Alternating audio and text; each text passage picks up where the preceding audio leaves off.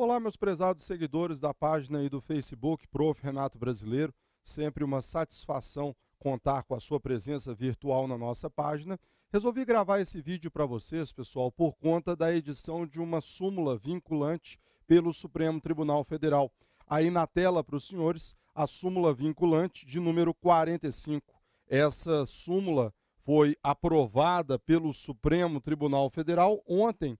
Foi aprovada no dia 8 de abril de 2015, por unanimidade. Então, por unanimidade, o Supremo Tribunal Federal passa a ter uma nova súmula vinculante com os seguintes dizeres: a competência constitucional do Tribunal do Júri prevalece sobre o foro por prerrogativa de função estabelecido exclusivamente pela Constituição Estadual.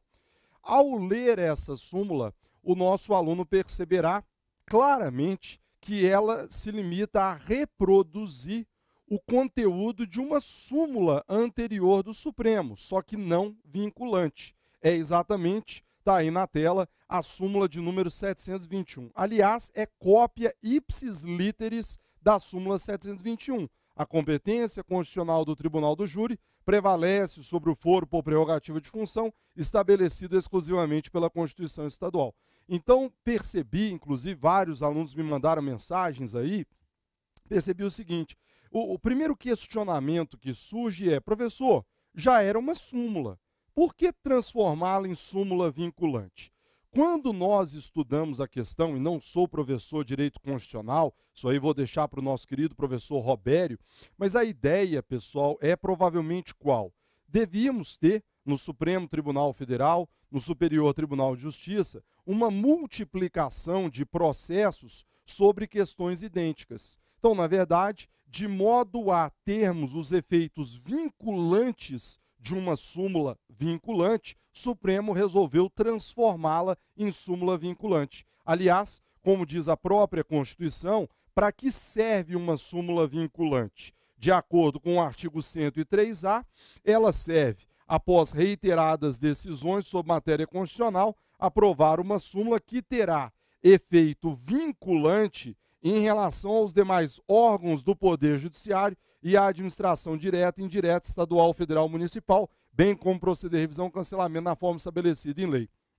Na minha opinião, não acompanhei os debates aí, foi aprovada ontem, mas muito provavelmente a ideia de transformar a súmula 721 numa súmula vinculante está ligada diretamente a isso, ou seja, trazer esse efeito vinculante em relação aos demais órgãos do Poder Judiciário. E, além disso, a partir do momento em que nós passamos a ter uma súmula vinculante em relação à matéria, eventuais habeas corpus questionando essa questão poderão ser apreciados de maneira monocrática. A partir do momento que eu tenho uma súmula vinculante, já não há necessidade de que aquele habeas corpus questionando aquela mesma matéria seja levado a um órgão colegiado. Já poderá ser denegado, já poderá ser aí concedida a ordem, porque já há uma súmula vinculante em relação à matéria. Então, apesar de, à primeira vista,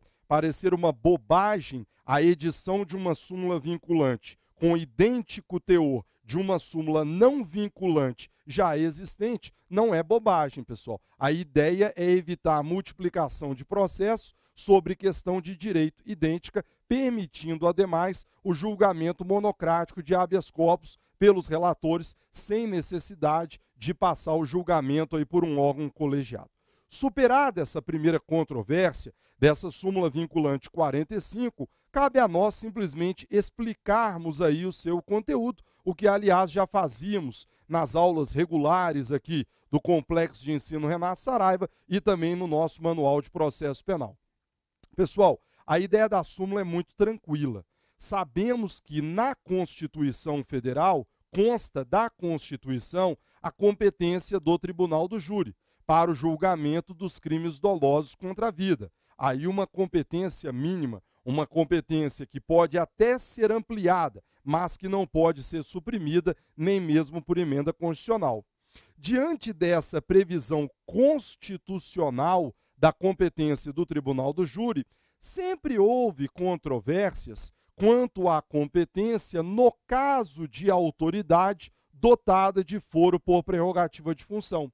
Então, discutia-se, mas e se o autor desse crime doloso contra a vida for um deputado federal? E se por acaso for um deputado estadual? E se tratar de um procurador de estado? E se for o delegado-geral da polícia aqui em São Paulo? É julgado por qual órgão? Pessoal, a questão é muito tranquila. Você tem que lembrar que a regra geral para crimes dolosos contra a vida é competência do tribunal do júri. Mas você tem que lembrar que a própria Constituição Federal vai fazer ressalvas quanto a isso, quanto a certas autoridades.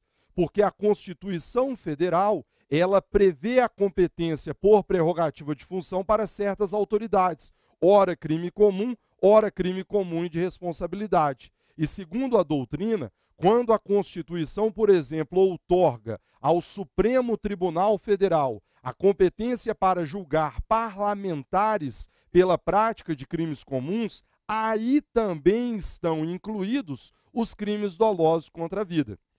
Então, na verdade, quando você se deparar com uma autoridade dotada de foro por prerrogativa de função, basta analisar onde estaria previsto esse foro.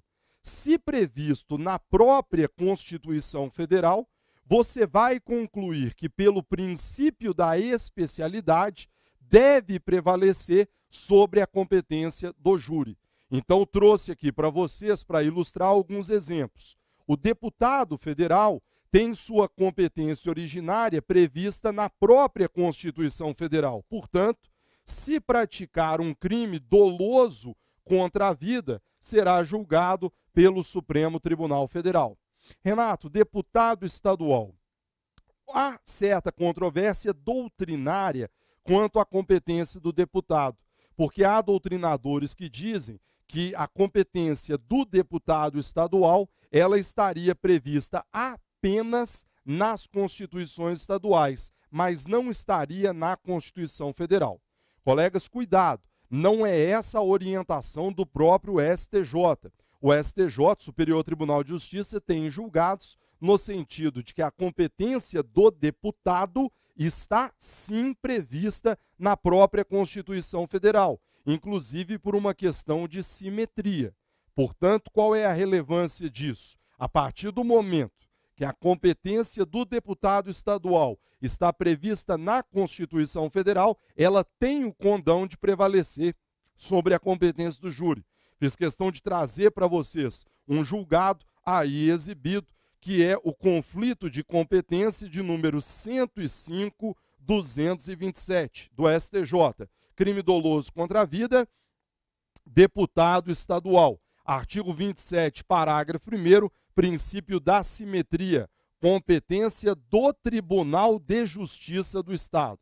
Apesar de não constar do artigo 27, parágrafo 1º, expressamente, a extensão do foro por prerrogativa de função aos deputados estaduais, tem-se que as constituições locais, ao estabelecerem para os parlamentares idêntica garantia, reflete a própria Constituição Federal, não se podendo, portanto, afirmar que referida prerrogativa encontra-se prevista exclusivamente na Constituição Estadual. A adoção de um critério fundado na aplicação de regras simétricas, conforme preceitua a própria Constituição, reforça a relevância da função pública protegida pela norma do foro privativo.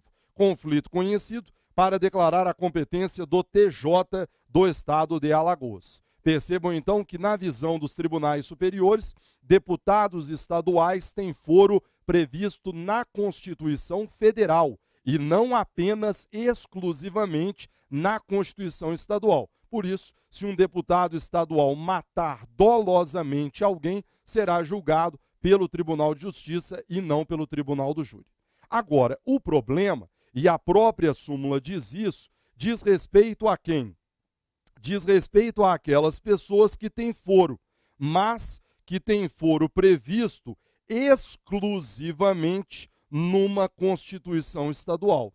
Ora, colegas, Se o foro está previsto exclusivamente numa Constituição estadual, ele jamais terá o condão de prevalecer sobre a competência do júri, que está prevista na Constituição Federal. Aí a gente pode pensar em alguns exemplos, que eu até coloquei aqui para vocês. Quer dizer, o deputado estadual, já vimos, será julgado pelo respectivo TJ, e aí vem o problema do delegado geral. Vamos imaginar que o delegado geral da Polícia Civil aqui em São Paulo pratique um crime doloso contra a vida. Será julgado por quem? O problema do deputado estadual é quando você olha a Constituição Estadual de São Paulo. De acordo com o artigo 74, inciso 2, o Tribunal de Justiça do Estado de São Paulo tem competência originária para julgar quem?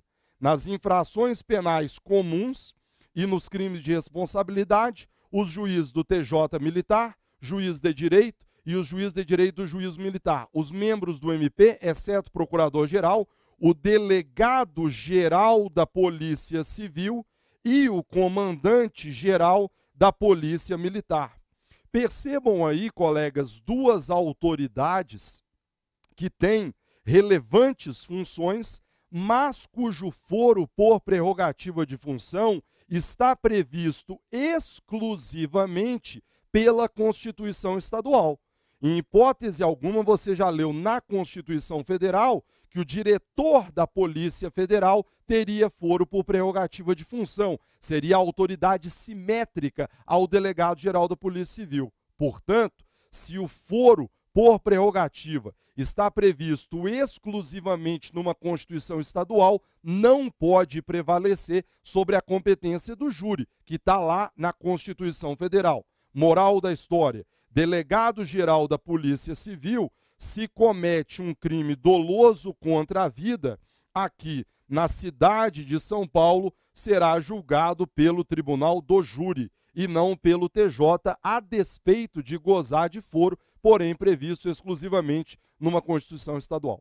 Isso aqui vale, pessoal, para várias outras autoridades, desde que você visualize isso, que o foro está exclusivamente numa Constituição estadual. Por exemplo, vereadores.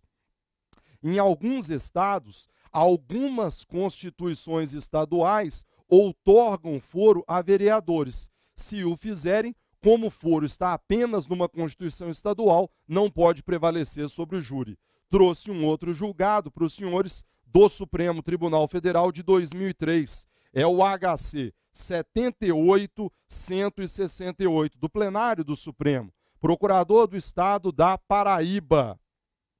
Um abraço aí para os nossos colegas da Paraíba. Condenado por crime doloso contra a vida.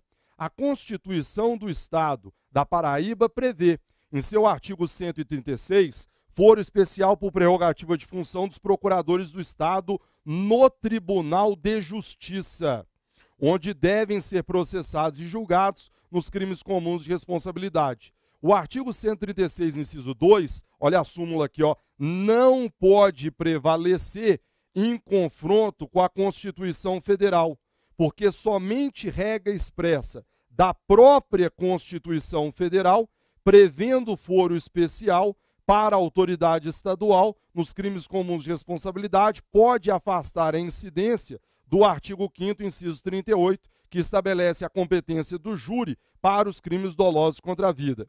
Em se tratando, portanto, de crimes dolosos contra a vida, procuradores do Estado hão de ser julgados pelo Tribunal do Júri. Nesse caso concreto, cidadão havia sido julgado pelo Tribunal de Justiça, o Supremo não só anulou o julgamento, como determinou sua colocação em liberdade, aguardando o julgamento pelo Tribunal do Júri, já que essa regra estadual não poderia prevalecer sobre a competência constitucional do júri para crimes dolosos contra a vida.